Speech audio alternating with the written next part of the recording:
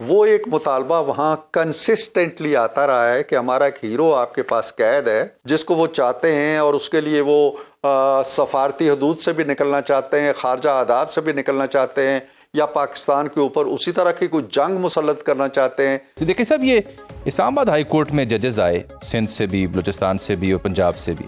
اب جبکہ کل سینیورٹی لسٹ جاری ہو چکی، ڈویژن بینچ اور کاز لسٹ بھی جا چکی، آج 5 ججز نے اس سینیورٹی لسٹ کے خلاف ریپرزنٹیشن بھیجی ہے چیف جسٹس اسلام آباد ہائی کورٹ کو اور چیف جسٹس سپریم کورٹ کے نام، اور ان کا یہ ماننا ہے کہ جب ایک جج کسی دوسرے ہائی کورٹ میں آتا ہے تو وہ حلف لیتا ہے جس کے بعد سے اس کی سینیورٹی کاؤنٹ کی جاتی ہے۔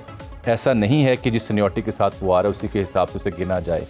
یہ جو عدالتی محاذ پر ایک انگڑائی سی ہمیں دکھائی دے رہی ہے، خطوط لکھے جا رہے ہیں، وہ یہ سمجھتے ہیں، یعنی پی ٹی اے کے چاہنے والے، کہ آپ بندوبست کر رہے ہیں، آپ یہ کہتے ہیں کہ آئین اور قانون کے عین مطابق یہ سب کچھ ہو رہا ہے۔ یہ ضرورت کیوں پیش آئی نے ججز کو وہاں بھیجنے کی، اور یہ جو سینیورٹی لسٹ کا تنازعہ ہے اس پر سرکار کی رائے کیا ہے؟ دیکھیے جامع صاحب، میں آپ کو معلوم ہے کہ تلخ الفاظ استعمال نہیں کیا کرتا، جی، لیکن کچھ عرصے سے یوں لگتا ہے کہ جیسے جو ایک ٹریڈ یونینزم کی سوچ ہے وہ ہماری عالیہ کے اندر بھی آ گئی ہے۔ جس طرح وہاں مطالبات کی فہرستیں آتی ہیں، خطوط لکھے جاتے ہیں، ایڈمنسٹریشن کو جھنجھوڑا جاتا ہے، کچھ اسی طرح کی کیفیت یہاں پیدا ہو گئی ہے۔ اب پیمانہ کیا ہے کہ کیا وہ خطوط جو ہیں انہیں اہمیت دی جائے، یا آئین کے اندر ایک بات لکھ دی گئی ہے تو اس کو اہمیت دی جائے؟ پیمانہ تو یہی ہو سکتا ہے نا، اس کے علاوہ کوئی پیمانہ ہے تو آپ بتائیے۔ یہ آرٹیکل جو 200 آرٹیکل ہے کانسٹیٹیوشن کا، یہ 1973 کا ہے، یہ اب نہیں ڈالا ہے، کوئی 26ویں ترمیم میں ہم نے نہیں ڈالا، یا کسی اور چور دروازے سے ہم نہیں لے کے آئے۔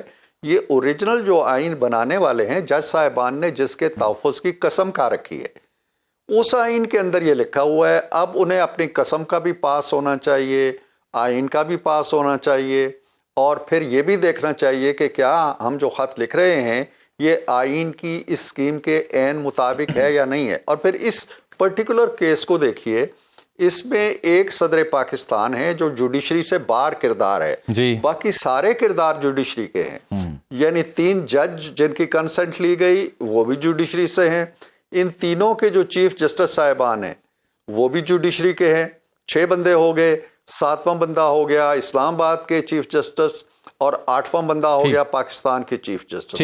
8 جج صاحبان جن میں سے 5 چیف جسٹس ہیں، وہ ایک فیصلہ کرتے ہیں۔ تو آپ کو اگر اس کے بارے میں کوئی تحفظات ہیں تو آپ کہیں جو ریمیڈی کے آپ کے وقت کا میں فائدہ اٹھانا چاہوں گا، اور جانے سے پہلے ذرا امریکہ کی صورتحال بھی ڈسکس کرنا چاہوں گا۔ دنیا بھر کی نظریں سر پر ہیں۔ آپ دیکھیں، پہلے ریچرڈ گرینل کی آواز تھی، وہ تو خاموش ہو گئے کافی عرصے سے۔ اب جو ولسن کی صورت میں ہمیں ٹویٹس دیکھنے کو مل رہے ہیں، فاکس نیوز پہ آرٹیکلز لکھے جا رہے ہیں جناب ڈونلڈ ٹرمپ اور عمران خان صاحب کے موازنے کے اوپر۔ تو یہ جو امریکہ سے آوازیں اٹھ رہی ہیں، یہ صرف انڈیویجول آوازیں ہیں، یا مستقبل میں کوئی کال بھی آ سکتی ہے پاکستان کی حکومت کو ٹرمپ سرکار کی جانب سے؟ اور ایسی صورت میں حکومت کا رد عمل کیا ہوگا؟ میں حکومت کے رد عمل کو جانتا ہوں، اور وہ ایک حکومت نہیں ہے، اس میں پی ٹی آئی کی بھی حکومت ہے، اس میں پی ایم ایل این کی حکومت شامل ہے، اس میں پیپلز پارٹی کی حکومت شامل ہے، اس سے پہلے فوجی حکومت بھی شامل ہے۔ وہ ایک مطالبہ وہاں کنسسٹنٹلی آتا رہا ہے کہ ہمارا ایک ہیرو آپ کے پاس قید ہے جس کا نام شکیل آفریدی ہے، اس نے ہمیں اسامہ بن لادن کا پتہ دیا تھا، وہ ہمیں چاہیے۔ وہ ہم نے دے دیا ان کو؟ نہیں، ان کے مطالبوں کے باوجود، ان کی مانگ کے باوجود، ان کے اصرار کے بعد ہماری کسٹڈی میں ہے، 13 سال سے جیل میں پڑا ہوا ہے۔ تو اگر تو یہ شکیل آفریدی سے بھی کوئی زیادہ عزیز چیز ہے جس کو وہ چاہتے ہیں، اور اس کے لیے وہ سفارتی حدود سے بھی نکلنا چاہتے ہیں، خارجہ آداب سے بھی نکلنا چاہتے ہیں، یا پاکستان کے اوپر اسی طرح کی کوئی جنگ مسلط کرنا چاہتے ہیں جیسے 9/11 کے بعد ہوئی تھی افغانستان پر، تو پھر دیکھی جائے گی۔ لیکن میں نہیں سمجھتا ہوں کہ کوئی ملک کسی دوسرے ملک کے شہری کے لیے جو اس ملک کے عدالتی نظام کے تحت جیل میں گیا ہوا ہے، وہ اپنی حدوں سے تجاوز کر کے کسی آزاد اور خود مختار ریاست کے لیے کوئی اس طرح کے مسائل کھڑے کر سکتا ہے۔ انہیں سیاستدانوں کے ساتھ بالآخر وہ ایگری ہوئے بات چیت کرنے کے لیے، کمیٹی انہوں نے بھی بنائی، بات چیت ہوئی، اس میں میں بعد میں آتا ہوں کہ پھر کیا ہوا۔